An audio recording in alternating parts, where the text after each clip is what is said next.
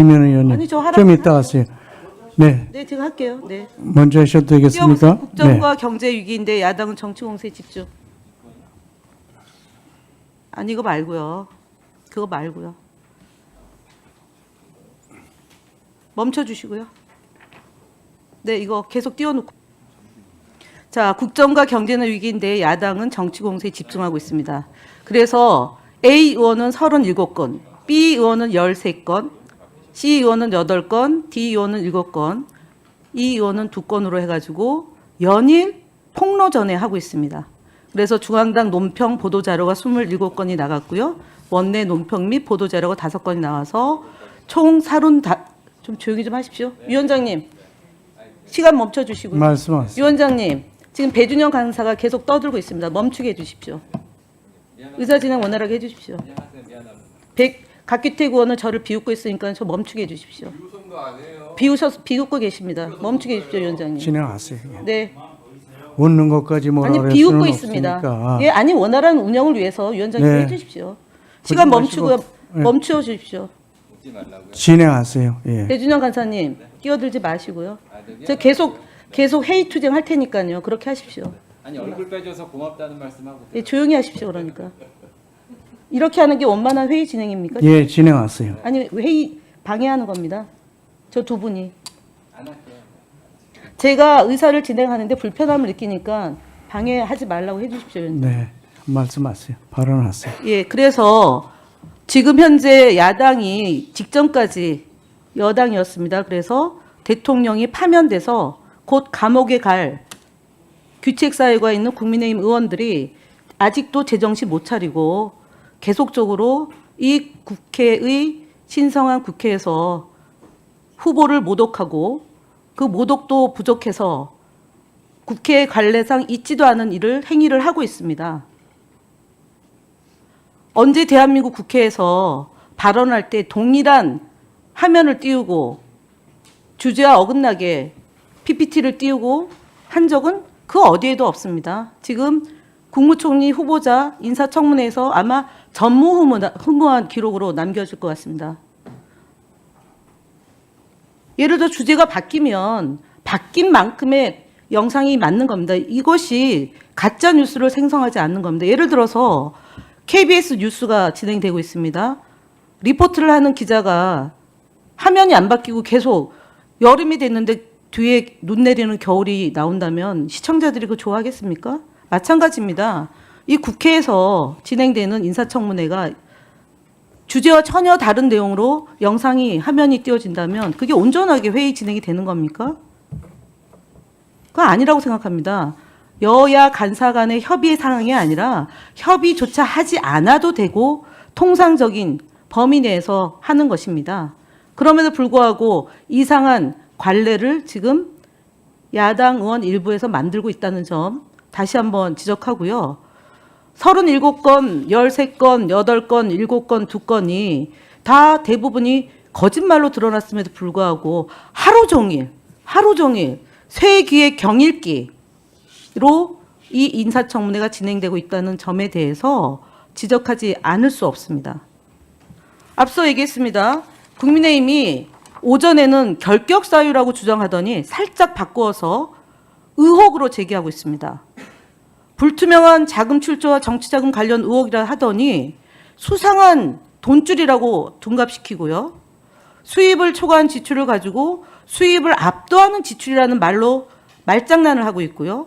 소득 없는 자산 형성이라고 해놓고 무소득 자산가라고 베끼고 교회에다가 헌금한 것을 마이너스 기부라고 하고 있고요.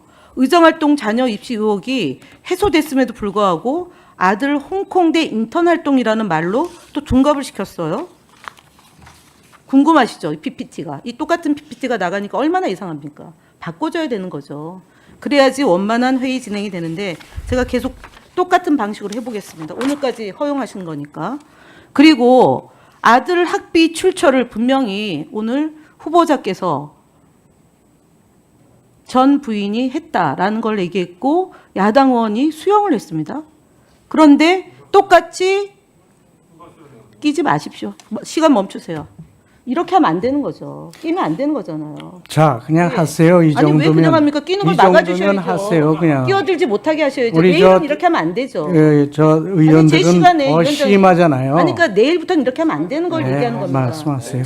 저희도 끼어들지 않게 하기 위해서 하는 건데요. 네. 이렇게 하는 거 끼어들지 못하게 위원장님이 제재를 끼어든 걸 먼저 하신 건 아니요. 반성하시죠. 누가 먼저고 말 얘기하세요. 것도 없습니다. 네. 예. 왜냐하면 알겠습니다. 앞서 막말을 한 국회의원이 있기 때문에 얘기하는 겁니다. 네. 예. 질의하세요. 저희 야당 의원한테 막말한 국회의원 있지 않습니까? 질의하세요. 그리고 중국 석사 학위 진위를 했는데 칭화대 분신술이라고 얘기를 합니다. 그다음에 유장 전입 의혹이 없는데 지역구 유장 전입을 했다고 또 가짜 뉴스를 확대하고 있습니다. 형사처벌 전과는 이미 다 여러 가지로 소명했는데 판결문 위에 해명문이라고 얘기하고 반미 전력이 있다라고 또 의혹 제기를 합니다. 이게 오늘 하루 종일 다람쥐 쳇바퀴처럼 굴러가는 이 인사청문회에서 야당 의원들이 선의를 갖고 국무총리 후보자가 성실하게 답변하고 자료 제출하겠다는 약속을 거의 무시하고 일방적인 주장을 계속하고 있어서 지금 말씀드렸던 야당은 정치 공세에 집중하면서 37건, 13건, 8건, 7건, 2건 이렇게 하고 중앙당 논평과 보도자료와 원내 논평 및 보도자료로 해서 지속적으로 허위 사실을 유포하고 있어서 주의 의무를 어기고 있다는 점을 말씀을 드립니다.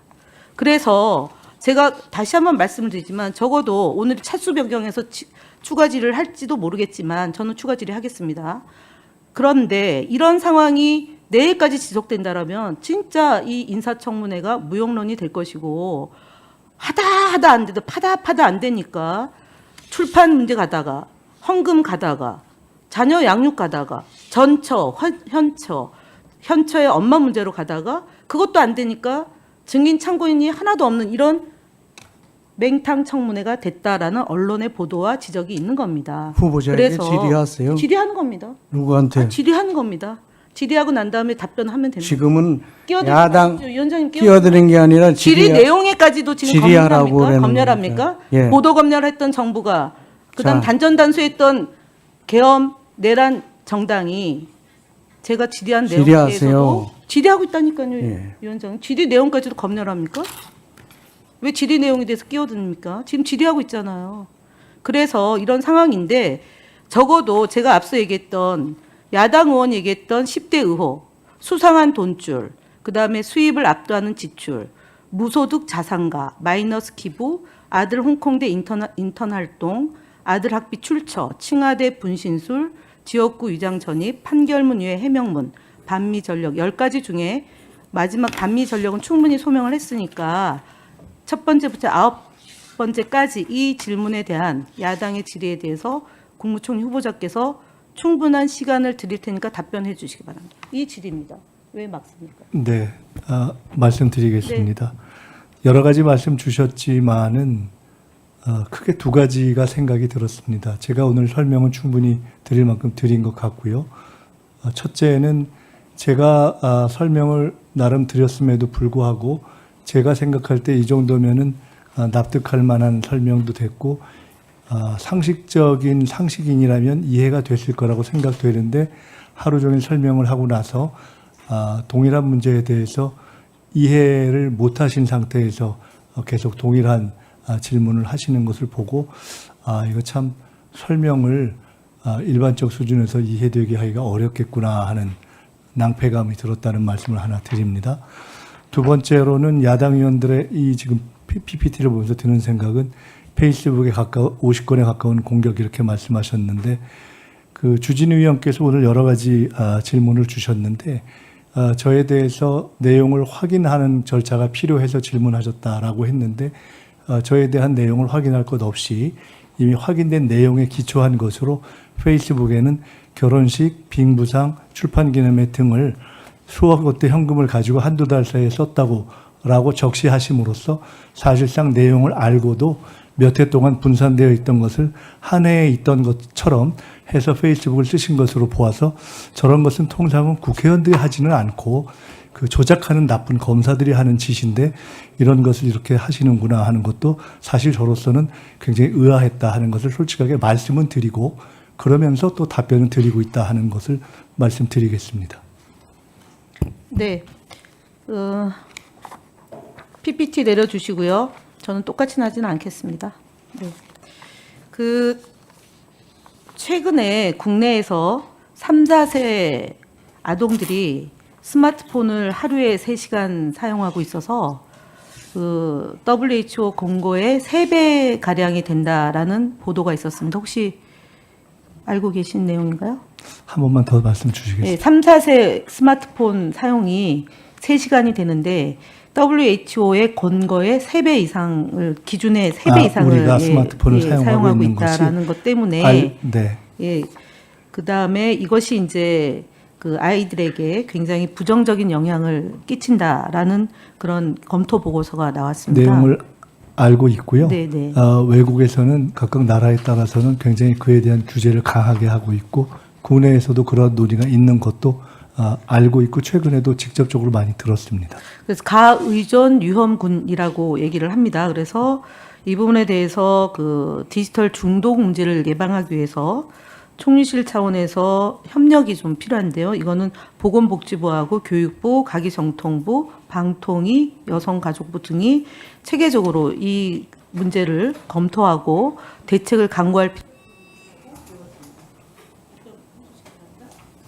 네, 그 말씀처럼 그 문제가 사실은 우리 사회에서는 너무나 그냥 일상처럼 익숙해져 버린 것이긴 한데 사실은 현실적으로도 우리는 많은 어려움을 느끼고 있었고 근데 외국이나 다른 경우에 그런 데 대한 규제가 필요하다라는 것을 많이 이렇게 제기되어 있다는 것을 보면서 우리도 좀 깊이 다시 생각해 봐야 되겠다.